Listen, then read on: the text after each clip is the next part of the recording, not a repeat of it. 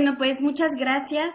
Antes que nada, muy buenos días a todas las personas que el día de hoy pues me están acompañando en la culminación de este proceso tan importante.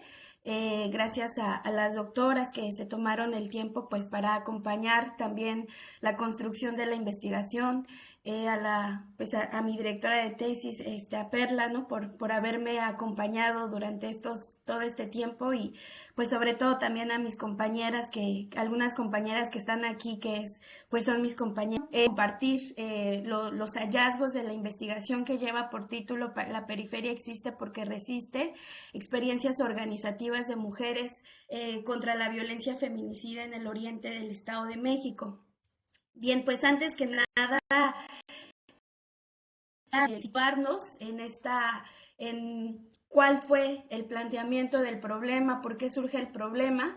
Y pues bueno, todo surge a partir de precisamente pues reconocer que los feminicidios son son un problema social y sistemático e histórico, y precisamente en el Estado de México, después de hacer las investigaciones, hay datos periodísticos, sobre todo, que dan cuenta de que el Estado de México desde 1990 ha sido la primera entidad federativa con mayor incidencia feminicida.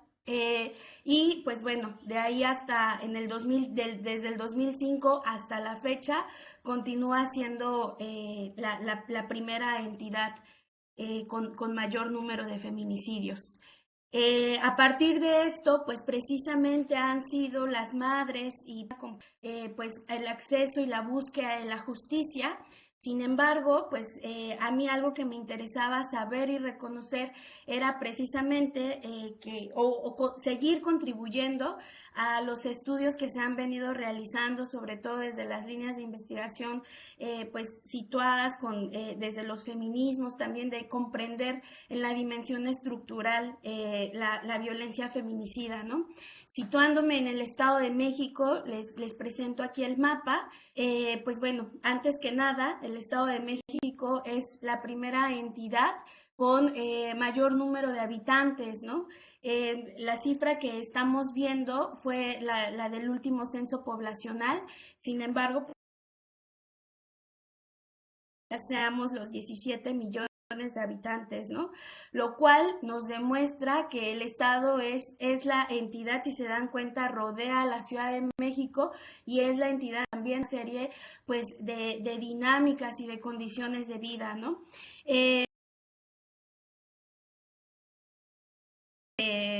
Zonas que observamos que están sombreadas pertenecen a las zonas metropolitanas. La primera, la verde, que es donde yo me sitúo, es la zona metropolitana del Valle de México, y es precisamente la zona pues donde está el oriente del Estado de México, ¿no?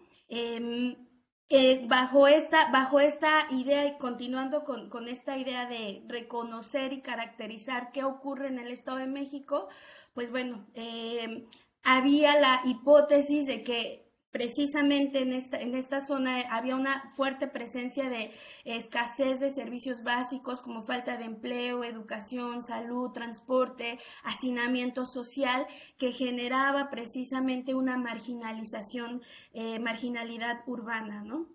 Eh, y bueno, pues a raíz de esto y precisamente acompañando algunos casos y sobre todo a mis compañeras, es como me pregunto, me cuestiono cómo las experiencias de violencia feminicida interseccionadas con la clase, el territorio y el género, espérenme tantito, son un motor que propicia el deseo de transformar las condiciones de vida y actuar para conseguirlo, ¿no? Esta pregunta es importante señalar que se fue modificando en el transcurso de toda la investigación, ¿no? Entonces ha sido muy interesante porque precisamente no es un tema lineal, ¿no? Sino que fue dando respuesta a las necesidades incluso pues que se generaron durante el trabajo de campo. Espérenme. Ay, espérenme tantito. Ya. Bien. Pues a partir de esto surge el principal objetivo, que fue analizar las distintas experiencias de violencia y acciones individuales y colectivas de mujeres que se organizan contra la violencia feminicida en la periferia oriente del Estado de México. Y aquí precisamente pues surgen cuatro objetivos particulares que dan respuesta o se dan cuenta en cada uno de los capítulos que les iré compartiendo a lo largo de esta presentación. Bien, pues antes que nada quisiera compartirles un poco el lógico que utilicé. Es dos cosas que fueron los que trazaron esta dimensión. La primera es que pues yo soy habitante de uno de los municipios donde estuve trabajando, lo cual generaba precisamente que conociera ciertas dinámicas sociales y estructurales. Y la segunda es que formo parte de la red Tejiendo Redes Feministas desde la Periferia. Entonces eso me llevó a replantearme cuál iba a ser la metodología a utilizar. Por tal motivo decidí implementar la investigación-acción activista críticamente comprometida, que precisamente pues esta investigación a través de algunos aportes, incluyendo el de la doctora Marcela Fernández,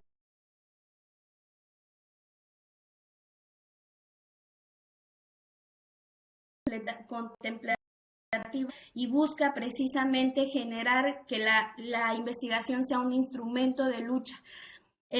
Para eso también pues hubo retos, ¿no?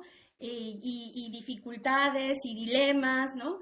Uno de ellos pues fue precisamente que la necesidad o el deseo de estudiar este fenómeno fue desde mis propios deseos individuales y por lo tanto los objetivos, el planteamiento del problema fue algo que yo construí. Sin embargo, también creo que como lo señalaba en la investigación, pues este espacio me permitió o me ha permitido precisamente señalar, ¿no?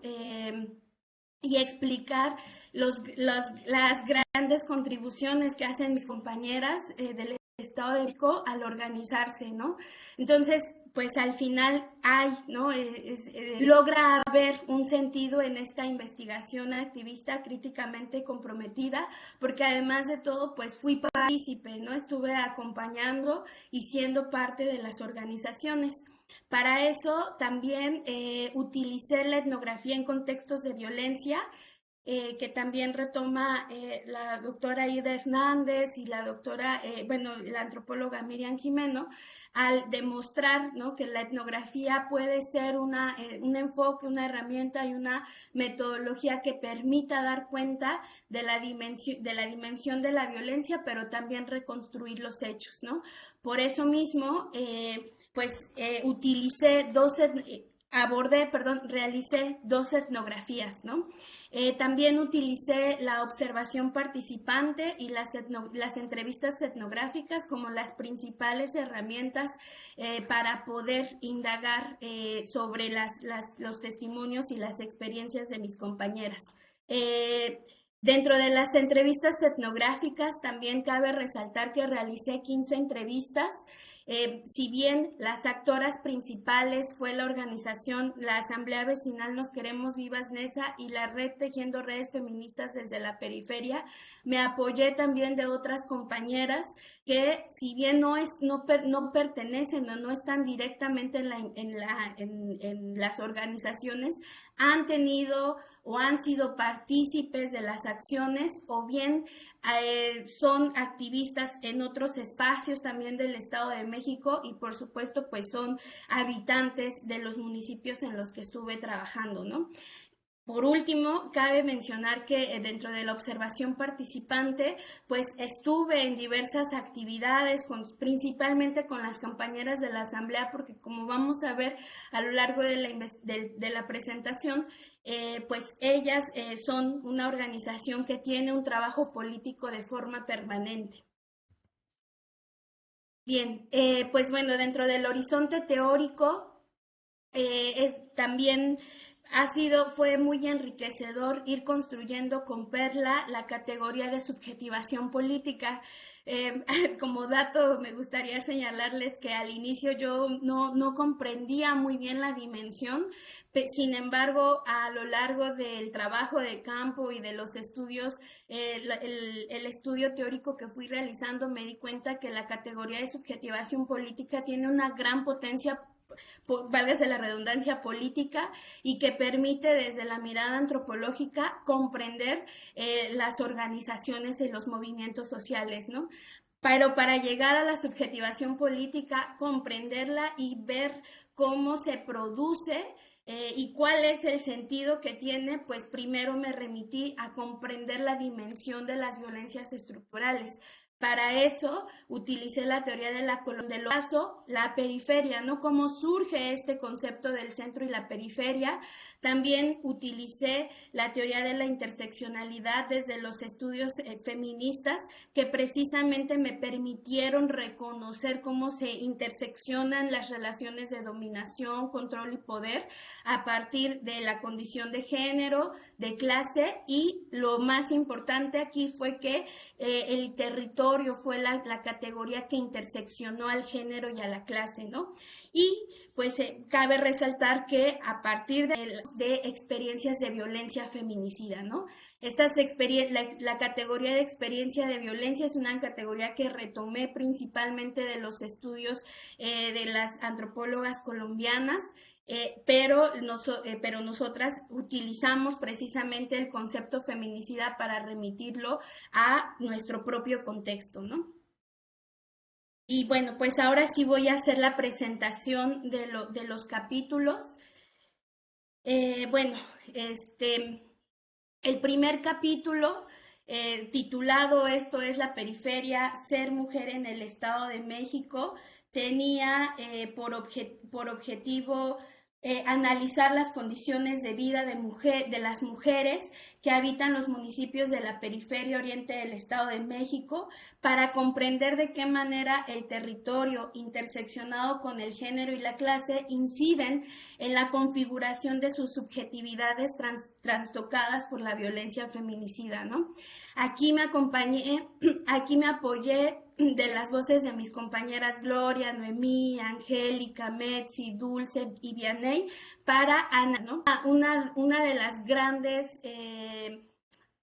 premisas que acompañó este capítulo es precisamente lo que en algún momento me señaló Angélica, lo cuestionó y me lo señaló diciendo, ¿somos menos o acaso valemos menos? Esta fue una pregunta que desde la voz de Angélica articuló las distintas experiencias de mis compañeras, ¿no? El capítulo... ay, se me volvió a trabar, espérenme tantito.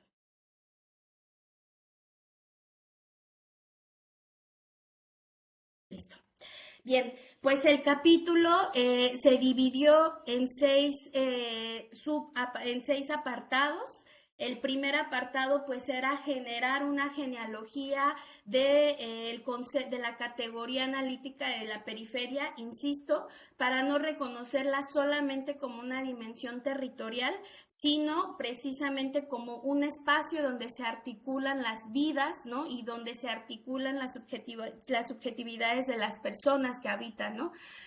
También describí, ¿no? Caractericé, perdón, por qué el Estado de México lo sitúo, lo llamo el umbral de las periferias, ¿no? Y aquí hice una comparación entre las condiciones de vida que hay en el Estado de México y en la Ciudad de México. Esto lo señalé en la investigación, no para hacer, sino más bien para reconocer cómo las violencias estructurales se generan de formas distintas, también dependiendo los contextos, ¿no? también pues utilicé este concepto de narrativas desde la periferia para apoyarme de los testimonios de Gloria, Angélica y Noemí, y describir desde las experiencias de ellas cómo se han vivido las expansiones de las periferias en 3 municipios distintos del oriente del Estado de México.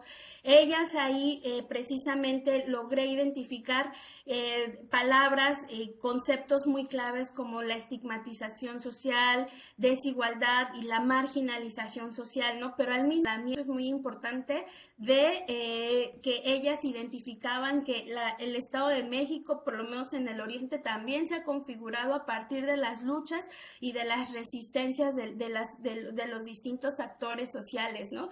Incluso ellas hacían referencia en sentido de la identidad, ¿no?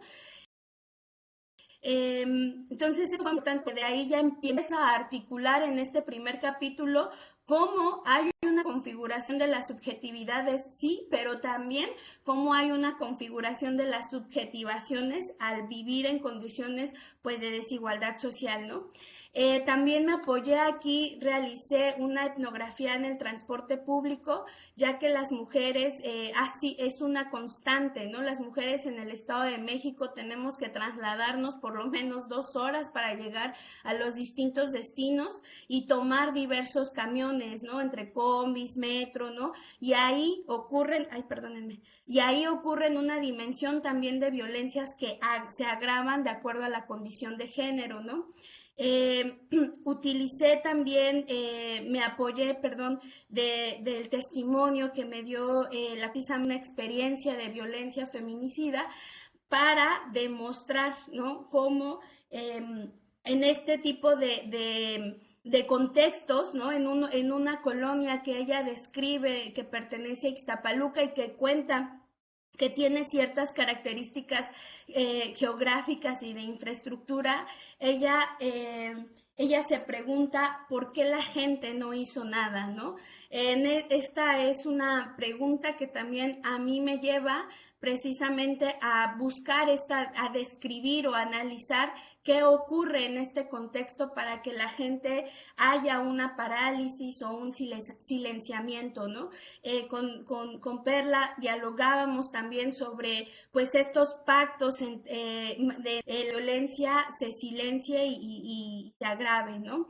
Y pues bueno, por último en el capítulo cierro precisamente señalando, ¿no? Cómo las compañeras desde el testimonio de Dulce y el testimonio de Vianey, ellas al interactuar con otras mujeres que se encuentran en la Ciudad de México, pero que pertenecen al Estado de México, comienzan a cuestionarse. Y es aquí lo grandioso y magnífico y bello de esta potencia de la categoría, cuando surge el cuestionamiento del por qué nuestras condiciones, ¿no? Entonces me voy tejiendo con el apoyo de Dulce y de Vianey, pues los cuestionamientos que ellas se hacen al reconocerse como mujeres habitantes del Estado de México, y cómo es que salir, ¿no? Y buscar sus condiciones de vida en otros lugares, que en este caso es la Ciudad de México, ¿no? Ya sea laborales, educativas o recreativas. Y aquí pues precisamente empiezo a apoyarme ya de lo que es la teoría de la subjetivación política. Me apoyo principalmente de autores como Hugo Semmelmann, ¿no? para dar cuenta de cómo empieza este proceso de toma de conciencia.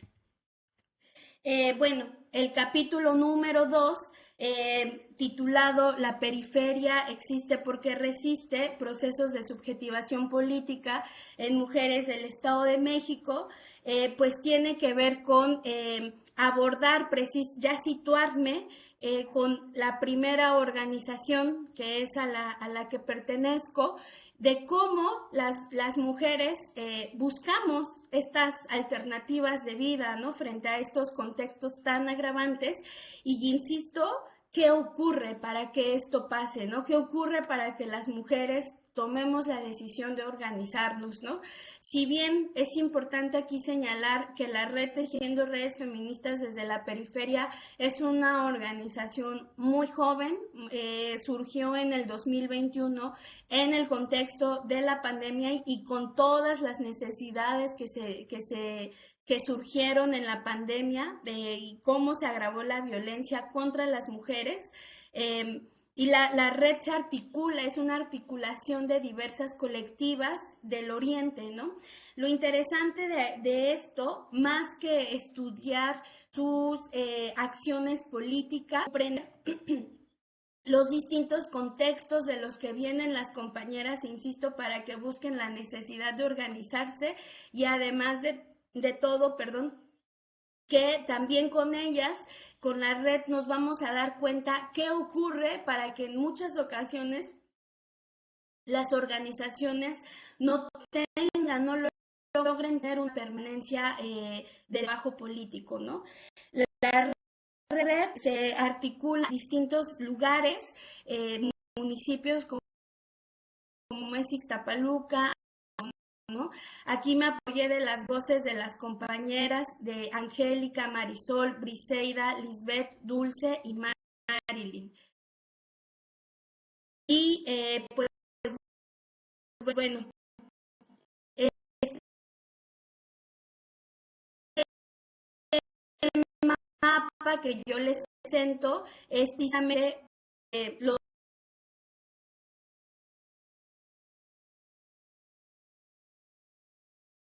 Yazuli, municipios del se Oriente está yendo tu hay voz, violencia de Yazuli. género, ¿no?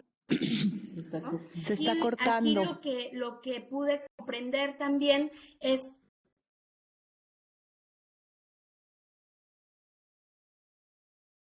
se está cortando, Yazuli. Se está cortando. Sí. Es mala conexión.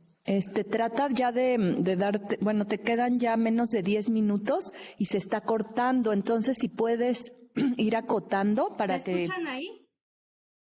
Sí. Es que yo sí las escucho bien. Ah, ok. Ah. Bien, sí, voy a irme más rápido. En este capítulo precisamente sitúo ya las organizaciones de las mujeres y también hablo precisamente de la genealogía de los procesos organizativos de mujeres en el Estado de México, es decir, para señalar que no es un acontecimiento novedoso, sino más bien pues ha venido surgiendo a partir de las injusticias y de las desigualdades que se viven, ¿no? Aquí en este capítulo lo interesante de resaltar es precisamente cómo las compañeras hay dos características importantes, ya venían de procesos organizativos o de algún acercamiento en el movimiento o los movimientos feministas, pero en la Ciudad de México, y la segunda, que ellas se dan cuenta que ocurren actos de feminicidio en sus municipios, ¿no? Entonces, estos dos elementos son los que se logran articular para que haya una apropiación del territorio, ¿no?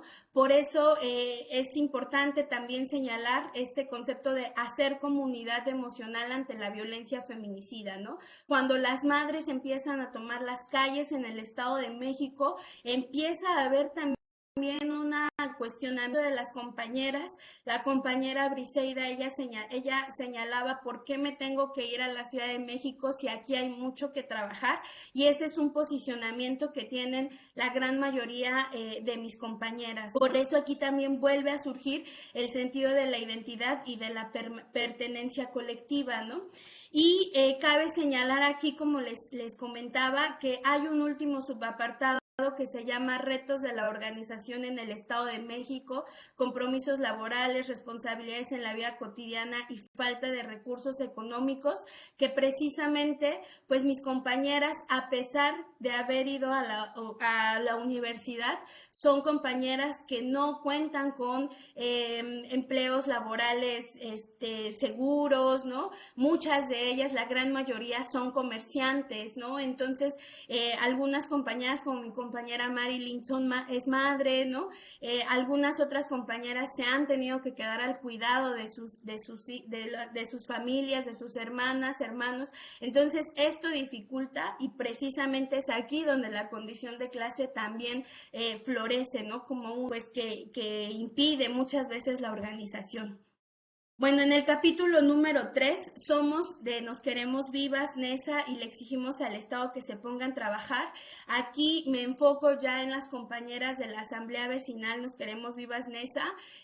Precisamente para mí fue importante también abordar el trabajo de ellas, porque eso fue una necesidad que surgió en el trabajo de campo, al darme cuenta que ellas eran la organización en el Estado de México que ha tenido la mayor permanencia política, ¿no? Desde el 2017 hasta la fecha. Aquí me apoyé de mis compañeras Elsa, Yelitza, Karina y Lupita para analizar y comprender cómo los procesos de subjetivación política son diversos, ¿no? Cabe señalar que ellas incluso pertenecen a otra generación, son más grandes que las compañeras de la red y por supuesto que las condiciones históricas en las que han vivido son distintas, ¿no? Bueno, pues aquí también señalo, ¿no? 3 acontecimientos, ¿no? Como el feminicidio, el infanticidio de la niña Valeria, como uno de los momentos que permite la organización entre la asamblea, y cómo se configura en asamblea mixta, y de ahí pasa a ser una asamblea de mujeres por las diversas pues necesidades, ¿no? que hay. Aquí hablo de las alianzas, las rupturas y los encuentros, y en el último apartado pues precisamente doy cuenta de las distintas trayectorias políticas que ellas tienen, a diferencia de las de la red, que se articulan desde otros movimientos sociales, populares, educativos, campesinos, y que estos movimientos han permitido también que tengan o que acumulen experiencias políticas, las cuales llamo trayectorias políticas. En el último capítulo, espérenme tantito, no me está jalando la... Listo. En el último capítulo, acciones políticas y colectivas desde la Asamblea Vecinal Nos Queremos Vivas, NESA, para luchar por una vida libre de violencia para las mujeres de la periferia. Aquí ya abordo 3 acciones políticas concretas de la organización. La primera, la jornada Juntas Comemos, Juntas Florecemos. La segunda, el acompañamiento a la compañera Roxana Ruiz. Y la tercera, los encuentros entre acompañantas. Aquí para mí fue importante abordar estas acciones porque precisamente nos permite comprender esta dimensión donde la subjetivación política no es individual, sino se produce de forma colectiva. Y en la jornada Juntas Comemos, Juntas Florecemos, que tienen, que es desde los feminismos comunitarios, por ejemplo, ellas lo han señalado de esa forma, convocan a las mujeres, ¿no? A las mujeres del barrio, que ahí llegan señoras, jóvenes, madres solteras, y precisamente este es un espacio donde se brinda información, pero además no solamente es brindar información, es tejer alianzas entre ellas, ¿no? Es articular acciones, es generar acompañamientos, es reconocerse las unas con las otras. Entonces, esto es muy importante porque la dimensión del movimiento va más allá de la mera conmemoración de ciertas fechas, ¿no? También realicé la etnografía del acompañamiento a la compañera Roxana Ruiz, que fue presa y después fue liberada por todo el trabajo político que ellas realizaron. Ella fue presa por haber defendido su vida y pues estuvimos por lo menos en 10 audiencias, ¿no? Acompañando. Entonces aquí también era una articulación entre compañeras que se reivindicaban desde el feminismo, la familia de Roxana, compañeras que llegaban a acompañar, y precisamente acá hay algo que pues también lo llamo el encuentro entre mujeres, ¿no? En esta etnografía de la compañera Roxana. Y por último, el encuentro entre acompañantas, que también pues son espacios que ellas abren para poder dialogar con compañeras que acompañan casos de violencia, ¿no? Y es este espacio donde tienen la oportunidad de reflexionar, de compartir lo que están viviendo como acompañantes, y lo importante de aquí es darnos cuenta de cómo se articulan las distintas experiencias y precisamente la violencia feminicida es aquí un punto muy importante porque no atañe solamente a la vida de las madres, ¿no? De quien la vive, sino va más allá, ¿no?